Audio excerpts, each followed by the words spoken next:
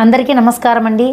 ఈరోజు మన స్టూడియోకు ప్రముఖ ఆధ్యాత్మికవేత్త వాస్తు జ్యోతిష్య పండితుడు వైవిఎస్ఎస్ గిరిరావు గారు వచ్చేస్తున్నారు. నమస్కారం అండి గిరిరావు గారు. ఈరోజు మా స్టూడియోకి వచ్చినందుకు చాలా సంతోషంగా ఉంది సార్. సార్ నా యొక్క ధర్మ సందేహం ఏంటంటే సార్, నారాయణ మంత్రాన్ని మంత్రరాజము అంటారు. మనకు 33 కోట్ల మంది దేవతలు ఉన్నారు, ఎన్నో మంత్రాలు ఉన్నాయి. కానీ ఒక నారాయణ మంత్రాన్ని మంత్రరాజము అని స్పెషల్గా చెప్పడం ఎందుకు? మంత్రాలలో రాజు అని చెప్పి పిలవడానికి కారణం ఏంటి, వివరిస్తారా? అంటే ఇందులో ప్రధానంగా ఏంటంటే ఈ మంత్రరాజము అంటే ఉన్నటి వాటిలో హైయెస్ట్ అని కదా. ఈ హైయెస్ట్ అన్నది ఇందాక మీరు ఇంకో క్వశ్చన్ కూడా అడిగారు, 33 కోట్ల దేవతలు. కరెక్ట్గా మీరు తెలిసి అడిగారు, తెలియక అడిగారు, కరెక్ట్గా సింకర్నైజ్ అడిగారు. అసలు ఈ హైరార్కీ అనేది ఎక్కడి నుంచి వచ్చిందంటే, మనకి ఆమ్ని పొటెన్షని అంటే సర్వవ్యాపకుడు సర్వశక్తివంతుడు ఎవరైతే ఉన్నారో ఆయనని ఒక పరతత్వము అని ఐన్స్టైన్ లాంటి వాళ్ళు వీళ్ళందరూ చెప్పింది అంటే ఏదో సంథింగ్ ఈజ్ దేర్ అనే వేదాల్లో ఏదైతే చెప్పారో దాన్ని నారాయణ తత్వం అంటారు. అంటే పరమాత్మని నారాయణ తత్వం అంటారు. ఈ నారాయణ తత్వంలోంచి వచ్చిన 3 రూపాలు భగవంతుడు అంటారు. అంటే నారాయణ తత్వం కేవలం మోక్షప్రాప్తికే ఉపయోగపడుతుంది. తర్వాత వచ్చిన 3 రూపాలు ఏంటంటే బ్రహ్మ విష్ణు మహేశ్వరులు అని వీళ్ళు దేవుళ్ళు అంటారు. వీళ్ళు ఏం చేస్తారు, నారాయణ తత్వం వేరే, దేవుళ్ళు వేరే. మీకు ఇక్కడ వస్తుందంటే ఈ క్లారిటీ, ఆ డిఫరెన్స్ ఎక్కడ వస్తుందంటే మీరు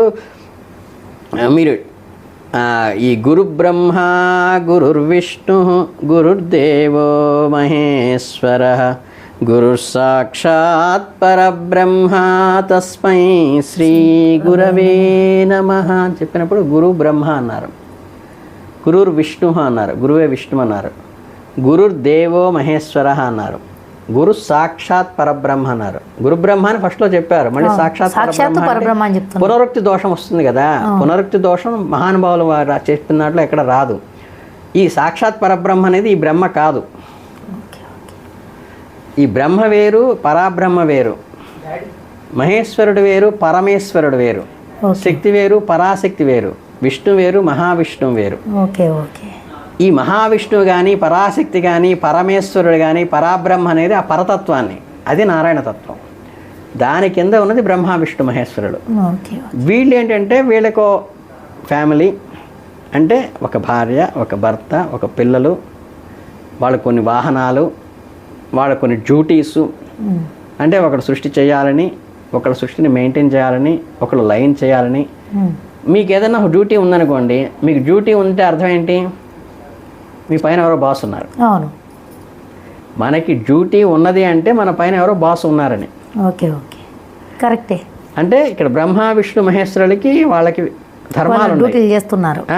ఒకళ్ళు సృష్టిస్తున్నారు, ఒకళ్ళు మెయింటైన్ చేస్తున్నారు సృష్టి మొత్తాన్ని, ఒకళ్ళు లైన్ చేస్తున్నారు. అలాగే వీళ్ళకి ఒక ఫ్యామిలీ స్టోరీ అనేది ఉంది.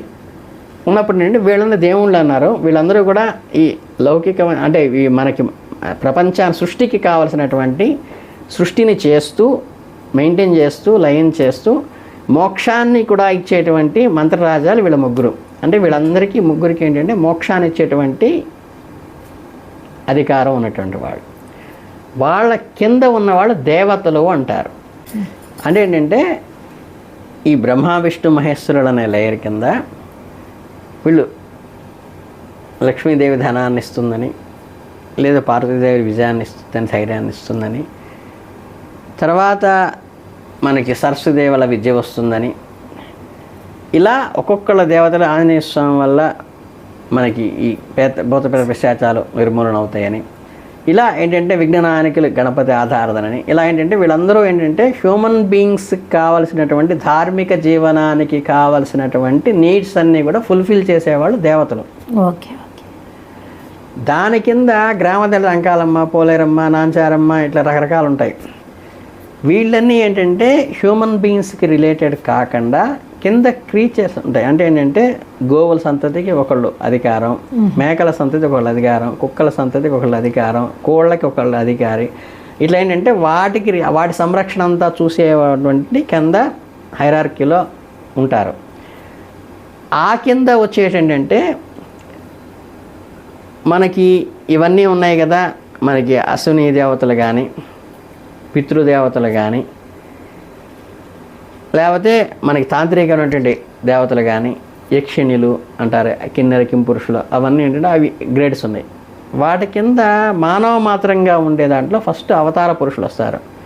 అంటే భగవత్ అంశగా కిందకి వచ్చిన వాళ్ళు రామావతారం కానీ, కృష్ణావతారం కానీ, పరశురామావతారం కానీ, ఈ లెక్కలోకి వచ్చే వాళ్ళందరూ కూడా అవతార పురుషులు ఉంటారు. ఈ అవతార పురుషుల తర్వాత జీవన్ముక్తులు అంటారు. ఆల్రెడీ మోక్షం పొంది పైకి వెళ్ళిపోయి ఒక పర్పస్ కోసం కిందకు వస్తారు. అంటే మనకి రామానుజాచారి ఒక పర్పస్ కోసం వచ్చారు, రాఘవేంద్ర స్వామి ఒక పర్పస్ కోసం వచ్చారు, వీరబ్రహ్మం గారు ఒక పర్పస్ కోసం వచ్చాడు, ఇలా గుర్జీఫ్, వీళ్ళందరూ చాలా పెద్ద పెద్ద వాళ్ళందరూ కూడా ఒక పర్పస్ కోసం కిందకి వచ్చి వీళ్ళని ఉద్ధరించి వాళ్ళు వెళ్ళిపోతారు. అంటే ఒక సమాజాన్ని భగవత్ తత్వం వైపు నిర్మించి ధర్మ సంరక్షణార్థం వచ్చేసేసి వాళ్ళు ఆ పర్పస్ని సాల్వ్ చేసి వెళ్తారు. వాళ్ళందరూ ముక్తి పొందినటువంటి సోల్స్ మళ్ళీ కిందకి వస్తాయన్నమాట. మన గురునానక్ కానీ ఇట్లా వీళ్ళందరూ కూడా వచ్చినప్పుడు ఏంటంటే రామకృష్ణ పరమహంస ఈ టైప్లో వచ్చినప్పుడు ఏంటంటే వాళ్ళకి వీళ్ళు చేసి వెళ్తారు. తర్వాత జీవన్ముక్తులు అంటారు. అంటే ఈ జన్మలో మనకి జపధ్యానాలు ఎక్కువగా చేసుకుని పూర్వం సోలికి గత జన్మల్లో చేసిన పుణ్యఫలం వల్ల వాళ్ళు మనం ఇక్కడ ప్రేయర్స్గా చేసుకుని సద్గురువులుగా ఉండి వీళ్ళందరూ కూడా మోక్ష స్థితికి ఆల్రెడీ అచీవ్ అయ్యి కూడా వచ్చి వెళుతుంటారు సద్గురువులు అనేవాళ్ళు. ఇప్పుడు మనకి ఉన్న వాళ్ళందరూ కూడా సద్గురువులు చాలామంది ఉంటారు. మనకి మధ్వాచార్య గారు ఉన్నారు, రామానుజాచార్య గారు ఉన్నారు, శంకరాచార్య గారు ఉన్నారు, మనకి మా గురువు గారు వేదవ్యాస గారు ఉన్నారు, భరద్వాజ గారు ఉన్నారు, సత్యసాయి బాబా ఉన్నారు, రామకృష్ణ పరమహంస ఉన్నారు, వివేకానందులు ఉన్నారు. ఇట్లా ఏంటంటే సద్గురువులుగా వచ్చి వీళ్ళందరూ కూడా రకరకాల కలుసు పెట్టుకుని వీళ్ళందరూ కూడా మనకి మోక్ష మార్గం వైపు మన తీసుకెళ్ళేటువంటి సద్గురులు వాళ్ళు ఉంటారు. తర్వాత సాధకులు, మనలాంటి వాళ్ళందరూ సాధకులు. అందుకని అప్పుడప్పుడు చెప్తుంటాం, మేము యూట్యూబ్లో కూడా చెప్పేటప్పుడు ఏంటంటే గురువుగారు చెప్పండి అని ఉంటారు. అమ్మ మేము గురువులం కారం, ఉపన్యాసకులం అంతే. మేమేంటంటే ఉపన్యాసాలు చెప్పుకుని వాటి ద్వారా పాపులర్ అయిన వాళ్ళని తప్పితే మేము గురువులం కాదు. సద్గురువు స్థాయి వేరే. సబ్జెక్టు నేర్చుకుని లేకపోతే విన్నది, చూసింది, చదివింది రీప్రొడ్యూస్ చేసేవాళ్ళం మేమంతా అని చెప్తాం. ఈ విధానంలో వచ్చినటువంటి ప్రయారిటీలో వీళ్ళందరికీ పైన ఉన్నవాడు నారాయణ తత్వం అని చెప్పుకున్నాం. అసలు ప్రధానంగా మీరు అడిగినకి వస్తే నారాయణ తత్వానికి ఈ 3 కోటి దేవతలు అంటే ఏంటంటే ఈ 33 కోట్లు ఏంటంటే ఇవన్నీ కలిపితే 33 కోట్లు అయినాయి. ఈ పైన ఉన్నట్టు నారాయణ తత్వం ఏది ఉందో ఆయనకి సంబంధించి 4 ఉన్నాయి. ఒకటి విష్ణు సహస్రనామము, రెండోది నారాయణ మంత్రము, మూడోది కేశవనామాలు, నాలుగోది మంత్రపుష్పము, పురుష సూక్తము. ఇవన్నీ కూడా ఆయనకి సంబంధించినవి కనుక ప్రతి కార్యక్రమంలోనికి అవి ఖచ్చితంగా ప్రతి విధానంలో అంటే శైవంలో కానీ, శాక్తేయంలో కానీ, వైష్ణవంలో కానీ ప్రతి పద్ధతిలోనూ కూడా ఈ మంత్రపుష్పము, పురుష సూక్తము, అందులోంచి కేశవనామాలు, అందులోంచి ఉండేది నారాయణ మంత్రం. అందుకని దాన్ని మంత్రరాజము అన్నారు. వాళ్ళందరికన్నా ఉత్కృష్టమైనటువంటి నారాయణ తత్వం ఏది ఉందో, కేవలం మోక్షకారకం ఏదైతే ఉందో దానికి సంబంధించిన తత్వాన్ని కాబట్టి నారాయణ మంత్రాన్ని ఎక్కువగా ప్రధానంగా చేయమని చెప్పడంలో కారణం అది. ఓకే ఓకే, చాలా మంచిగా మా యొక్క సందేహాన్ని నివృత్తి చేసినారు గురువుగారు. ధన్యవాదాలు. చాలా సంతోషం. ఉన్న లిమిటెడ్ పీరియడ్లో మనం అర్థమయ్యేట్టుగా అంతవరకు చెప్పగలిగాం.